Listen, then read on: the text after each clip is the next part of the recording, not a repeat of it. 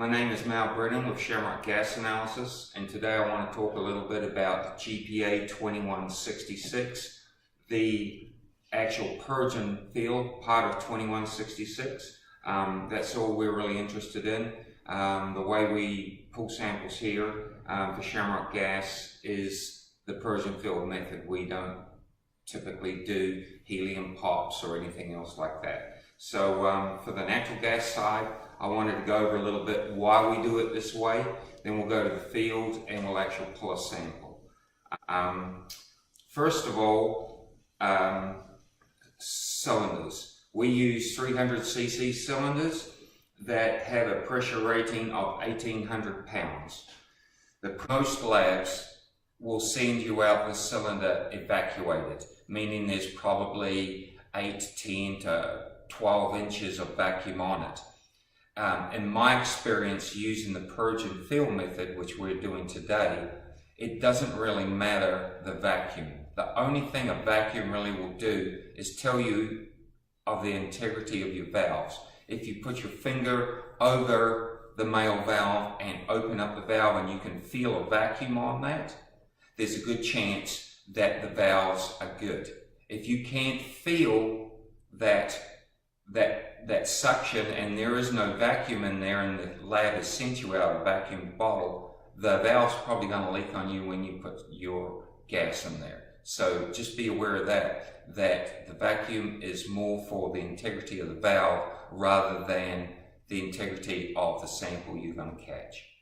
Temperature. Temperature is very important, especially in the winter months. It is very important that the equipment you're using is warmer than the temperature of your natural gas.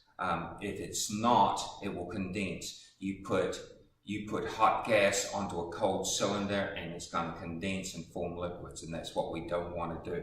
So it is important, especially in the winter months, that this bottle stay warm. There's several ways to achieve this. We at Shamrock Gas, we use that Cooltron, these little Cooltron coolers, heaters and coolers. They're about $100. You can get them at a truck stop. You can get them on Amazon. There's different types of these that you can buy. I'm not just endorsing this one, but this particular one here, we can fit about 12 cylinders in at a time, which is usually a pretty good amount for a day or half a day, and we can rotate them out. It takes, these just run off 12 volt. They take about an hour to warm up to where you can actually use them. So when you leave the house in the morning, you can turn it on with 10 or 12 empty cylinders or however many you think you're going to need for that day. You can just pop them inside, turn it on, and by the time you get to location, you're probably good to go. You can also put your preconditioner in here if you like and keep that warm also.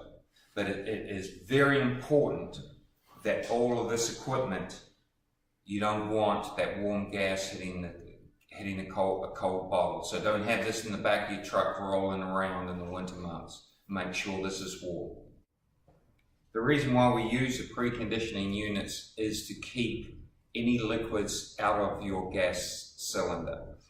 We're just testing a single phase, which is the gas phase. We don't want to do a dual phase gas and liquids. Liquids will be tested different ways, so all we want to do is test the gas phase. The reason for having the preconditioning unit is if you were to not use it and get liquid in your sample, what would happen is when we take this cylinder and it has liquid in it, but we don't know it, we take it back to the lab and equilibrate the sample, and equilibration is basically putting heat to about 10 to 15 degrees above the hydrocarbon dew point. Here at Shamrock Gas, we standardize it to between about 120 and 130 Fahrenheit. So we actually put this cylinder in an oven for 2 hours to equilibrate. So that's just like putting a mixing bowl in a paint can. It stirs it all up so the gas is not layered from the light gas at the top to the heavy gas down the bottom, like methane, ethane, propanes and butanes and farther on. So if you were to have some, let's say some condensate in here, When we equilibrate this back at the lab, we'll go ahead and flash probably 50 to 70% of that liquid back into a gas phase. Now you've overstated your BTU. So there are several types of conditioners. Some you can buy. Most companies have them built specifically for them. I wanted to show you, this is one sort that you can buy. It has a membrane filter on it. I don't particularly like to use this one because the purge time to purge the actual apparatus out takes too long, and because it's pretty big and bulky, it's harder to heat. So what we found that simpler is better. So we've come up with this little system here where we use a little headline filter and just a few adaptation pieces, and of course a gauge. This may not be the gauge that we actually record with, but it gives us a good idea of how much pressure we've got on the cylinder. This little headline filter here, they call it a particulate filter, but in fact it's a particulate or a coalescing filter. It is numbered on here 1 and 2.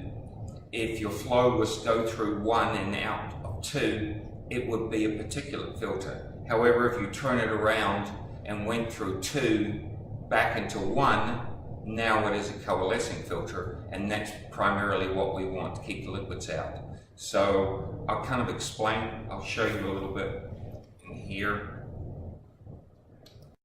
And here, this is just a small micron filter to track the liquids inside the filter.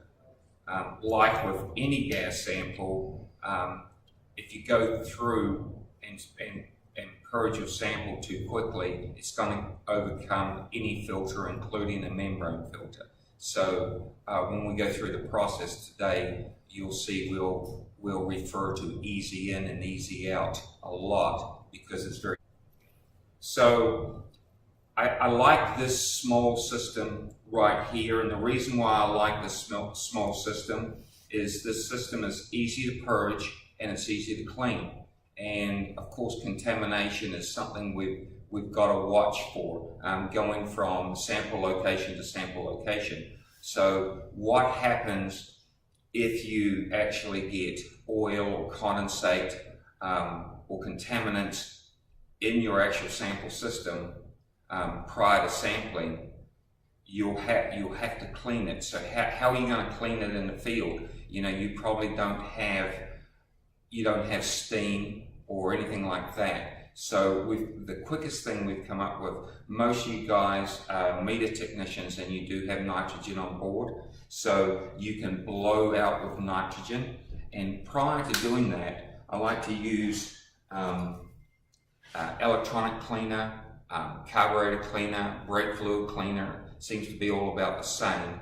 I have actually tested this with helium before when it's dry, and have found no residue pickup in the gas chromatograph. So what you can do is you can open up the filter, you can spray in here and do the best you can and blow it out with nitrogen that you've got on your trucks, and that usually should suffice. I prefer to use a full opening quick connect, meaning this is a full opening, it's not choked down like some of the quick connects are. It just makes it easier for the cleaning process. If I contaminate my apparatus in the field, I can actually clean it, and I've got pretty large orifices. This piece here just screws into your 1/4 inch on the pipe, and then just click it in, and it makes it easier. You can turn it around and not have to worry about it. You don't have to screw it in. But that is a quick connect is just an option. Just another example of a homemade filter system. We've actually got a 500cc bottle that is wrapped to try to keep it as warm as possible for winter conditions, and we have a little coalescing filter on the discharge side of that, and a little temperature probe in there. Discharge of all our sample cylinders on the sampling process, we use a pigtail. And this pigtail is just simply screwed in on the female side of the valve on the bottom.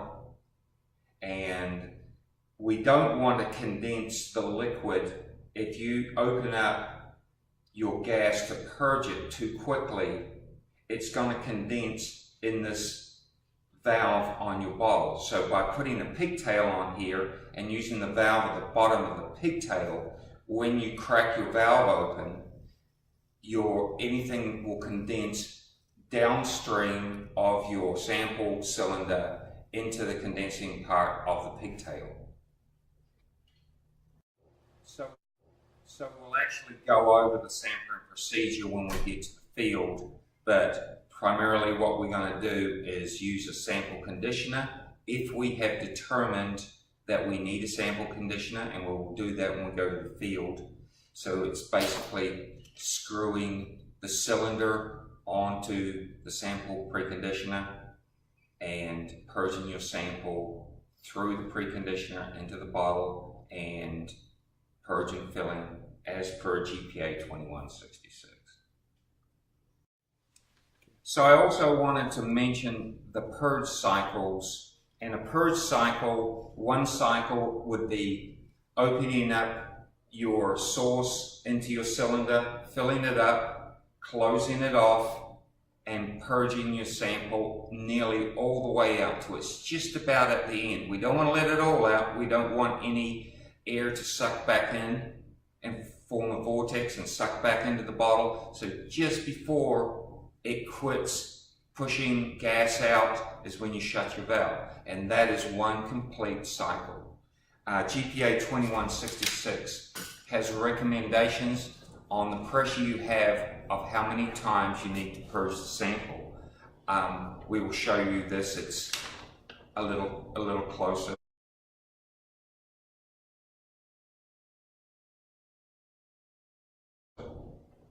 But basically, I'm seeing from 100 to 200 pounds, you need to fill and empty it 13 times. And the higher the pressure, the lower the amount.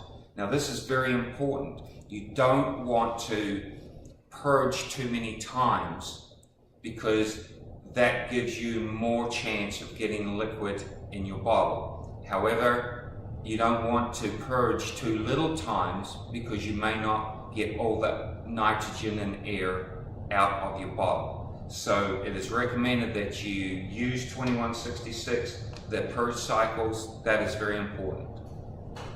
Sample cylinder, the sample that you're pulling may be used or will be used for 6 to 12 months as payment for your company for the natural gas that's flowing through that pipeline. So it is so important that you get a good sample because it's going to have to make payments for 6 to 12 months. So if you have 100 pounds in this cylinder, after we've equilibrated this in the lab for 2 hours under heat at about 130 degrees, we invert this cylinder and we hook it onto the gas chromatograph and we purge this for 2 minutes. And it purges through this which is half a milliliter. And when we actually inject the sample, it goes through this little rotor. And this rotor has small little cuts on it. And that little cut is all that goes into the GC, into the gas chromatograph.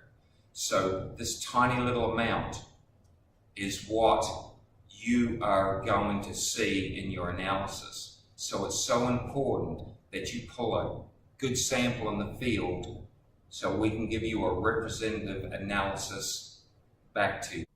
If you'll look on the white part of this rotor, there's a little groove in there, and the amount of gas that fits in that groove is what goes into the gas chromatograph. And I just want to keep reiterating to you that it's so important that what you pull in the field is what you put in the bottle and it's sampled correctly, because that's the only amount of gas you're going to get to pay on. And you can see by the comparison of this pen to the size of the groove in the rotor, how small it is. Another part of the sampling process, which is overlooked a lot, is putting plugs and caps and using Teflon after you get through.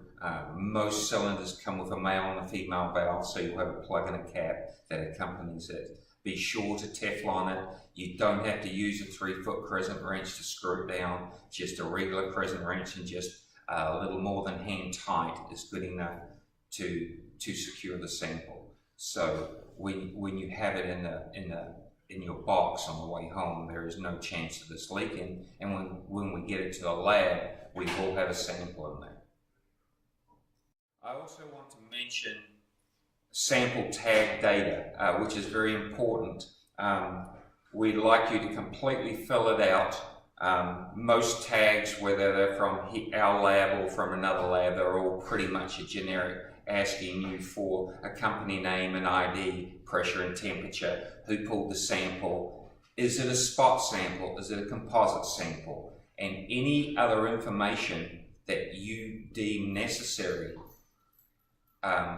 We want you to put that on the comments. We don't know if a compressor was down or it's not, and that's maybe the reason for a change in BTUs, or anything that's happened at that wellhead or that CDP you know about that we don't know about, and why did that sample change. Any information you can give us, we will put on that report. So if there is a change, there's a good reason for it. On the cylinder, every cylinder that we send you out has a cylinder number, and be sure to put that cylinder number on the tag. So if there's a problem and they get separated in the lab, or a rubber band breaks in your truck, you can marry these both back up together. So it's very important to put the cylinder number on the tag. Also, the lease and the ID number, they need to match. If we get it in here and they don't correlate when we run the report, what is right? Is it the cylinder, the ID number right, or is it the lease name that's right? We don't know. So be sure that both of those correlate. Also, I wanted to mention, after you have pulled your sample and you have used Teflon and you have plugged and capped your sample, you have filled your sample tag data out, and you are through with the sample, you do not have to keep this sample warm. It is okay to put it in a container that is cold. The sample is actually captured, and we will equilibrate it once you get back to the lab. I wanted to also mention in GPA 2166 on the safety notes, it does talk about H2S. And a common question people have or request when they're getting a gas sample and they bring it to the lab is, would you run H2S? This normal cylinder that you run your gas sample in is a stainless steel or an aluminum cylinder.